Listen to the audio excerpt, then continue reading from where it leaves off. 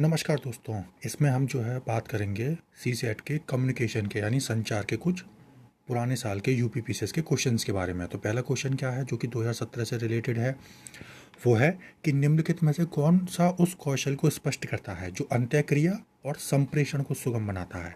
क्या ये प्रबंधकीय कौशल है, सामाजिक कौशल है, संबंध परक कौशल है या प्रत्यायक कौशल है। तो इसमें आंसर होगा बी, सामाजिक कौशल। तो इसकी एक्सप्लेनेशन देखते हैं। तो व्यक्तियों के बीच परस्पर अंतःक्रिया इंटरेक्शन होता है और संप्रेषण को सुगमता से करने की क्षमता या कौशल सामाजिक कौशल कहलाता है। इस प्रकार के संप्रेषणों में शाब्दिक एवं अशाब्दिक अथवा संकेतात्मक दोनों प्रकार के संप्रेषण सम्मिलित रहते हैं, यानी कि इसमें शाब्दिक और अशाब्दिक दोनों ही रहते हैं।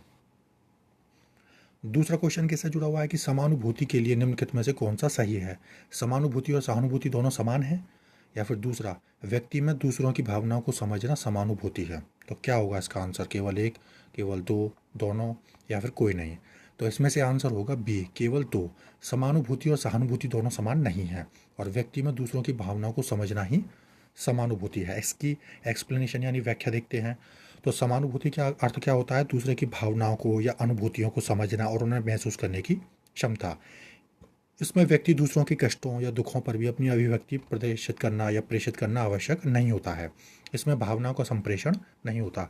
जबकि सहानुभूति में दुखी व्यक्ति से अपने को जोड़ते हुए अपनी भी भावना उस व्यक्ति तक प्रेषित की जाती हैं। तीसरा क्वेश्चन किससे जुड़ा हुआ है। तीसरा क्वेश्चन है अंतर्वैयक्तिक संबंधों में किस में अधिक समय लगता है।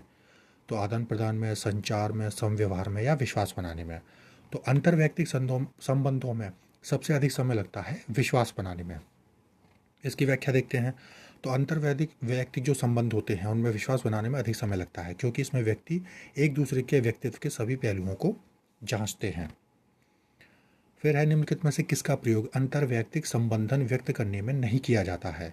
तो किसका प्रयोग नहीं किया था, लोक कौशल का, मृदु कौशल का, जीवन कौशल का या संगठनात्मक कौशल का।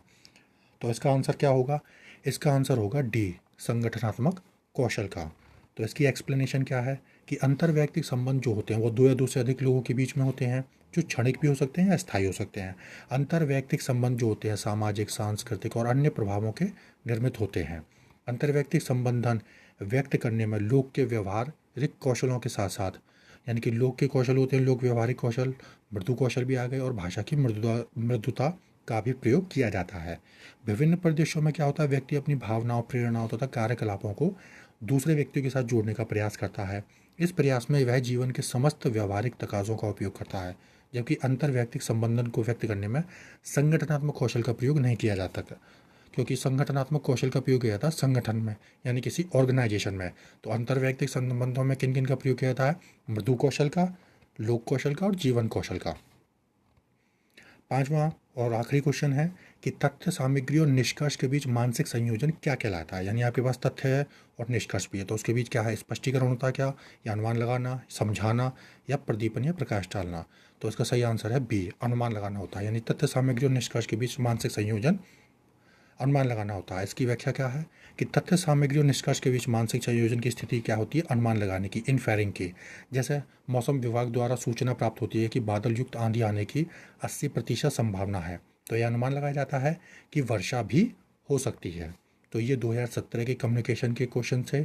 आज के लिए इतना ही। आप सभी का धन्यवाद।